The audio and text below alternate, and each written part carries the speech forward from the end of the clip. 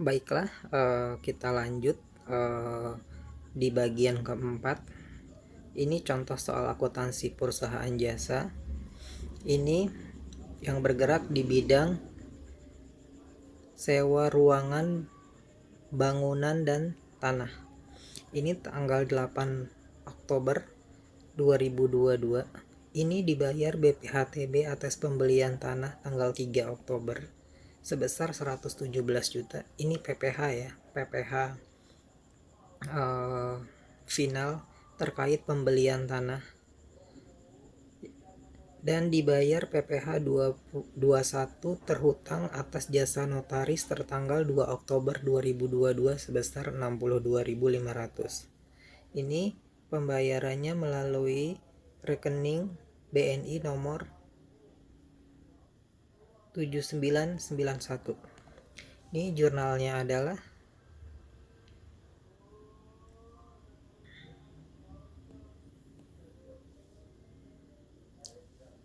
ini 8 Oktober 2022.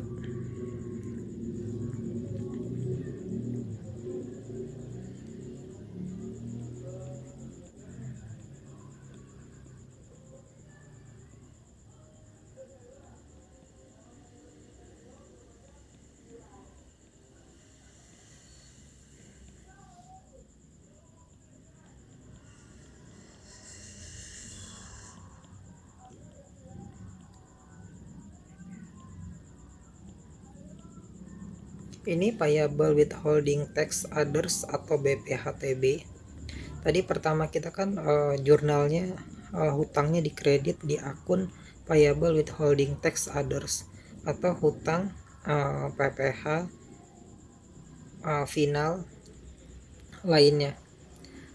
Ini sebesar 117 juta.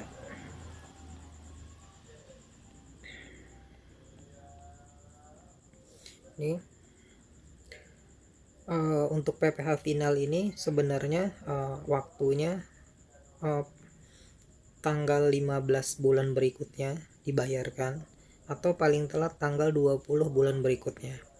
Karena ini sehubungan kita pembelian tanah, kita harus mengurus dokumen legalitasnya seperti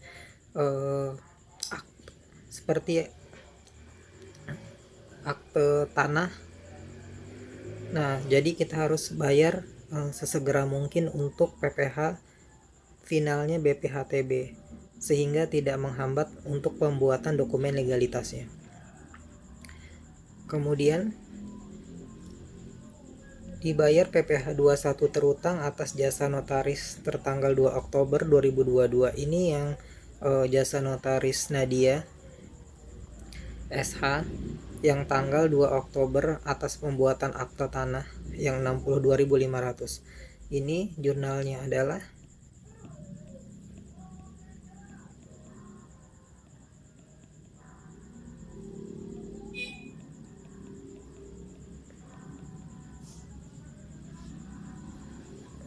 ini teks 21 sebesar ini ya 62.500 pada ini BNI IDR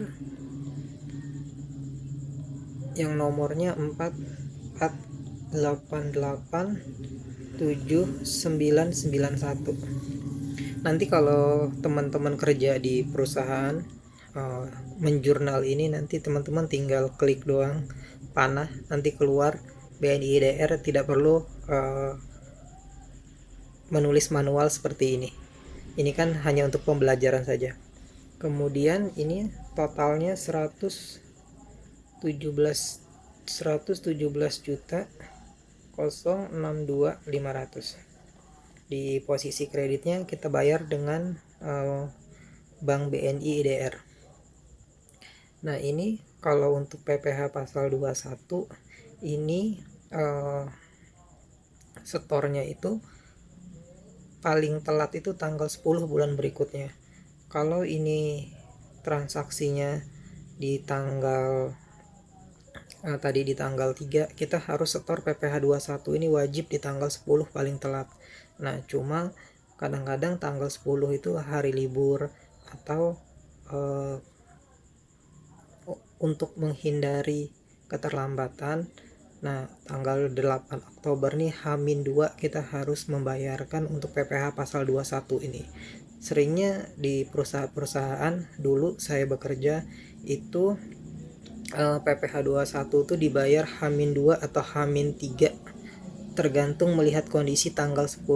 Kalau tanggal 10-nya adalah tanggal merah atau hari libur, nah perbankan kan libur. Nah, jadi kita bayarnya lebih cepat seperti tanggal 7 atau tanggal 8 ya.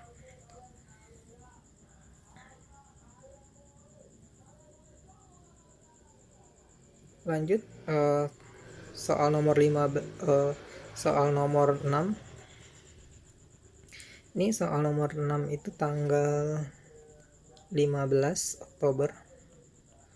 Ini Oktober 2022. Ini dibayar melalui petty cash. Biaya notaris kepada Nadia Putri SH atas jual beli tanah tanggal 3 Oktober 2022. Dengan rincian biaya, ini biaya cek sertifikat sebesar 100.000, biaya SK, biaya validasi pajaknya 200.000, ini biaya AJB, biaya BBN, ini biaya surat kuasa membebankan tangguhan sebesar 250.000, ini biaya pemberian hak tangguhan sebesar 1.200.000 rupiah. Ini belum termasuk pajak ya.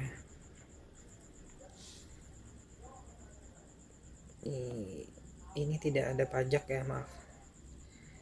Nah, untuk kasus ini kan biaya ini dikeluarkan untuk memperoleh aset berupa tanah. Nah, makanya ini di jurnalnya adalah land atau tanah, walaupun di sini ini adalah sebenarnya biaya legal and permit.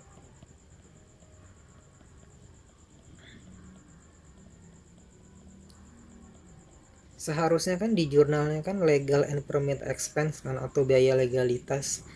Nah, karena ini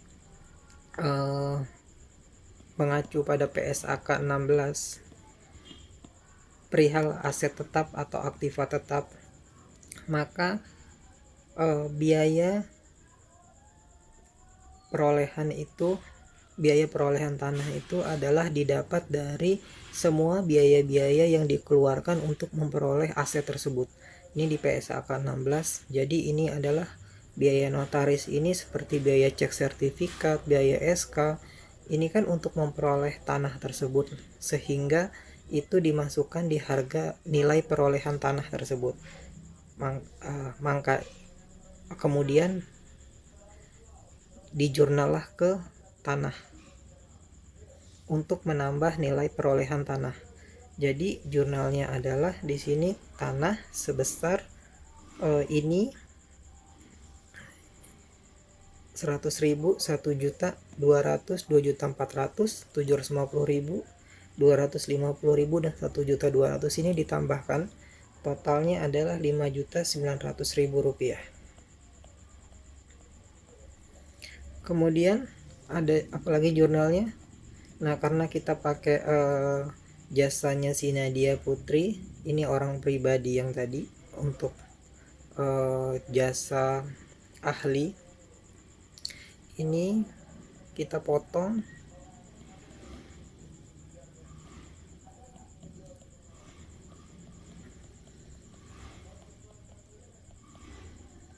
payable withholding tax atau PPh pasal 21 ini sebesar 147.000 rupiah 500. Kemudian ini dikeluarkan melalui petty cash. Ini berarti jurnalnya adalah petty cash IDR sebesar 5 juta 752.500. Ini teman-teman nanti yang dibayarkan ke Nadia Putri SH ini adalah sebesar ini setelah dipotong PPh pasal 21. Ini kenapa harus dipotong? Ini sudah saya jelaskan di video sebelumnya. Ini ada peraturan dari pemerintahnya mengenai jasa ahli.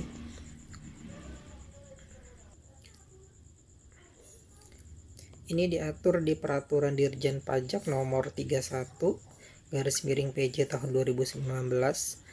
Ini pasal 17 ayat 1, dimana ini rumusnya adalah 50% dikali penghasilan, ini penghasilannya, dikali tarif pajak. Inilah penghasilan kena pajaknya. Nah, ini contohnya berarti kita 5.900.000. Ini dikali 50%. Sesuai dengan rumus ini ya, 50% dikali penghasilan. Ini sama dengan 5.900.000 dikali 50% atau dibagi 2 ya. Ini sebesar 2.950.000 rupiah.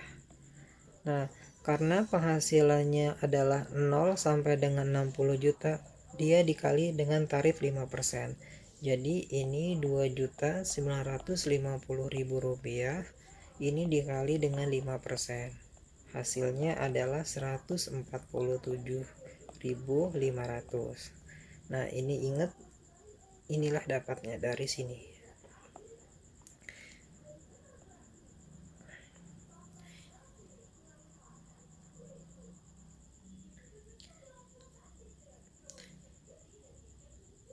Inilah contoh soal yang ke-6. Saya cukupkan sampai di sini. Ini untuk teman-teman diperhatikan kembali apabila ini terkait dengan biaya untuk memperoleh aktiva, maka itu di jurnalnya adalah di posisi aktiva tersebut. Kayak contoh, ini adalah biaya pengurusan legalitas untuk jual beli tanah, maka di jurnalnya di tanah. Nah, apabila tanah ini sudah tidak ada biaya lagi dan sudah dicatat di aktiva sebagai harta, misalkan contoh tanggal 1 November 2022, ini tanah ini sudah dicatat sebagai aset pada aktiva. Kemudian contoh tanggal 5 November 2022 kita disuruh membayar biaya PBB, pajak bumi dan bangunan. Nah, itu jangan di jurnal di tanah lagi. Jadi jurnalnya adalah di biaya legal and permit untuk PBB, pajak bumi dan bangunan. Nah, selama tanah ini masih banyak biaya-biaya yang dikeluarkan untuk memperoleh tanah tersebut, maka di jurnalnya di tanah dulu. Ini sesuai dengan PSAK 16. Oke, saya cukupkan untuk part 4. Nanti kita lanjut ke part 5. Kita akan membahas penerimaan sewa dari langganan. Jangan lupa untuk di like and subscribe ya teman-teman. Terima kasih.